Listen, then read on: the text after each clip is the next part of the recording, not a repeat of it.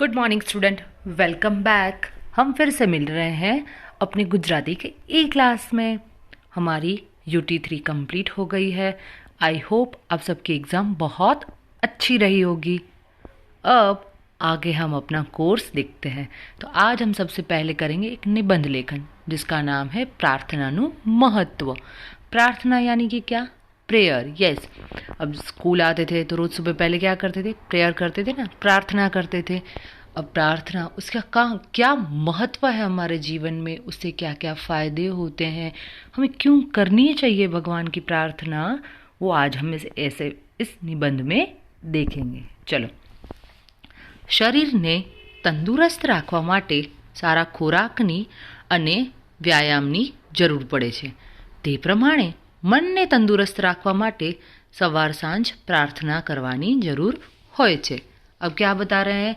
शरीर यानी कि जो बॉडी है उसको फिट रखने के लिए, हेल्दी तंदुरुस्त रखने के लिए क्या करना चाहिए? अच्छा खाना खाना चाहिए और योगा व्यायाम यानी कि एक्सरसाइज करनी चाहिए।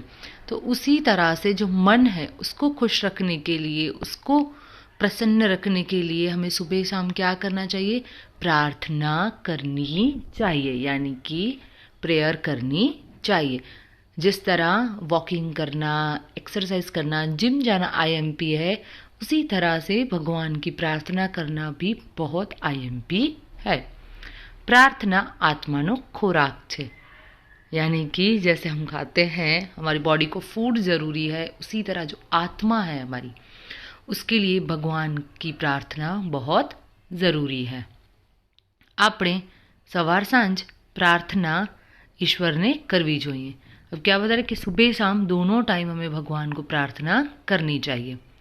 प्रार्थना में गजबनी शक्ति है, यानी कि जो प्रार्थना है उसमें बहुत अच्छी शक्ति है। खरा हृदय थी करेली प्रार्थना ईश्वर ने पहुँचे छे, यानी कि साफ दिल से की हुई प्रार्थना भगवान तक पहुँचती है। अपना राष्ट्रपिता गांधी जी सवार सांझ प्रार्थना करता था। किसकी बात हो रही है? गांधी जी की बात हो रही है। वो क्या करते थे? दोनों टाइम, सुबह और शाम दोनों टाइम पे पूजा प्रार्थना करते थे।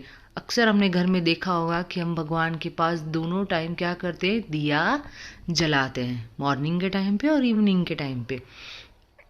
तो क्या इसका महत्व रहा है कि हम ज़्यादातर मंदिर में आरती देखो, मॉर्निंग की होती है मंगला आरती, फिर शाम की संध्या आरती होती है, दोनों टाइम पे भगवान की पूजा होती है।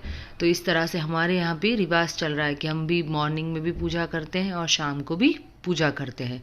वैसे प्रार्थना का कोई टाइम ज़रूरी नहीं है, जब मन करता है, जब हमें भगवान की याद आए, हमें प्रार्थना कर लेनी चाहिए। તેમણે કહ્યું કે મારી प्रार्थना ईश्वरे सांभળી न होय એવું कदी बन्યું નથી। अब क्या बता रहे हैं कि आज तक कभी ऐसा नहीं हुआ है कि भगवान ने मेरी प्रार्थना न सुनी हो, यानी कि वो मतलब कहेवाय ने साचा हृदयथी આપણે જે प्रार्थना કરીએ ને એ જરૂર ભગવાન સુધી પહોંચે છે। નરસિંહ મહેતા, મીરાબાઈ જેવા ભક્તોની प्रार्थना भगवान સુધી पहुंची હતી। अब देखो नरसिंह मेहता है, बहुत ही मतलब पूरा टाइम हरि भजन करते रहते थे, पूरा टाइम भगवान का नाम लिया करते थे। मीराबाई है, वो कृष्ण में इतनी लीन हो चुकी थी कि अंत में उन्हीं में समा जाती है, इतनी मन से वो भक्ति करती थी, यानी कि उनकी प्रार्थना भगवान ने सुनी है क्योंकि वो साफ हृदय से भगवान को याद करते थे। બધા ધર્મોએ प्रार्थनाનું महत्व समझाव्યું છે, यानी कि सिर्फ एक धर्म नहीं, हर एक धर्म क्या करता है? प्रार्थना को ज़रूरी मानता है। कोई सुबह में करता है, कोई संध्या, मतलब ज़्यादातर यही दो टाइम पे होती है, लेकिन करते सब हैं अपने अपने हिसाब से, अपने अपने तरीके से।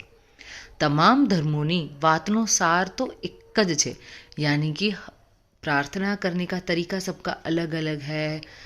देखे, कोई नमाज अदा करता है, कोई आरती करता है, कोई परिक्रमा करके आता है, लेकिन सबका एक ही लक्ष्य है, सार एक ज छे, यानी कि सिखाते वो एक ही चीज़ है, क्या? कि प्रार्थना ज़रूरी है।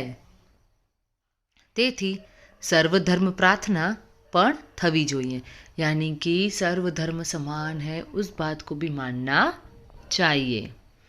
आ दुनिया में ईश्वर सिवाय કોઈનામાં દુઃખ દૂર કરવાની શક્તિ નથી यानी कि जो पूरा जहाँ है उसमें सिर्फ भगवान ही एक ऐसे हैं जिनमें शक्ति है कि वो हमारे जो दुख है दर्द है उसको दूर कर सके, बाकी कोई भी कर नहीं सकता। हम लोग बहुत बार ऐसे दुखी हो जाते हैं तो किसी और के पास जाके रोते हैं, तो वो क्या करते हैं, थोड़ी बहुत सांत्वना देते हैं, लेकिन वो हमारा दुख दूर कर पाते नहीं है। सिर्फ भगवान ही एक ऐसे हैं जो हमारे दुख को समझते हैं और उसे दूर करते हैं। કેટલાક લોકો પોતાની ઈચ્છા પૂરી કરવા માટે પ્રાર્થના કરે છે, કેટલાક લોકો કોઈ પણ પ્રકારની ઈચ્છા વગર प्रार्थना करे છે। अब देखो यहाँ दो लोगों का उल्लेख हो रहा है कि बहुत सारे लोग ऐसे होते हैं जो अपनी इच्छा यानी कि अपनी बात मतलब मन की जो इच्छा है कामना है वो पूरी हो जाए इसलिए भगवान से प्रार्थना करते हैं। तो कोई कोई क्या होते हैं कि ऐसे ही बिना कोई स्वार्थ भावना से ही मतलब बिना कोई आशा से भगवान की प्रार्थना करते हैं। बहुत जन ऐसे होते हैं कि मैं एग्ज़ाम में पास हो जाऊं भगवान तो मतलब 5 माला करूंगा, लड्डू चढ़ाऊंगा, ये सब बोलते हैं। एग्ज़ाम पास होने के बाद हम वो करते भी हैं, लेकिन फिर भगवान को भूल जाते हैं और जब ज़रूरत पड़ती है तभी उनको याद करते हैं, तभी उनकी प्रार्थना करते हैं। लेकिन ऐसा नहीं करना चाहिए, हमें बिना कोई स्वार्थ के भगवान की प्रार्थना करनी चाहिए। સર્વનું કલ્યાણ થાવ એવી ભાવનાથી प्रार्थना करवी જોઈએ, यानी कि सबका अच्छा हो यही आशा मतलब यही मन में भाव लेके हमें भगवान की प्रार्थना करनी चाहिए। प्रार्थना करवाથી આપણું मन हळવું प्रफुल्लित અને शांत થાય છે। यानी कि प्रार्थना करने से क्या होता है, मन जो है वो एकदम हल्का हो जाता है, प्रफुल्लित यानी कि आनंदित हो जाता है और शांत भी हो जाता है। बहुत बार बेचैनी होती है, दुख होता है और तब हम भगवान को याद करें तो जो मन है वो एकदम शांत हो जाएगा। प्रार्थना આપણને चिंता मुक्त करे છે, यानी कि जो प्रेयर है वो हमें क्या करती है, चिंताओं से मुक्त करती है, आज़ाद करती है। જે ઘરમાં નિયમિત प्रार्थना થાય છે એ ઘરનું વાતાવરણ શુદ્ધ रहे છે। अब क्या बता रहे हैं कि जिस घर में मतलब प्रेयर होती हो रोज़, उस घर का जो वातावरण यानी कि एटमॉस्फियर है वो कितना होगा, मतलब एकदम शुद्ध होगा, शुद्ध यानी कि एकदम साफ शांत, और जहाँ जाके मन आनंदित हो जाए वैसा वातावरण उनके घर का होगा। આપણે દરરોજ સાચા હૃદયથી ઈશ્વરની प्रार्थना करिए। अब क्या बताएं कि हमें डेली क्या करना चाहिए, साफ हृदय से भगवान की प्रार्थना करनी चाहिए। चलो ये जो ऐसे था उसमें क्या था, प्रार्थना का महत्व यानी कि वो कितनी ज़रूरी है। सबसे पहले तो हमारे मन को शांत करती है, फिर जो दुख है उसको दूर करती है और इच्छाओं की पूर्ति करती है।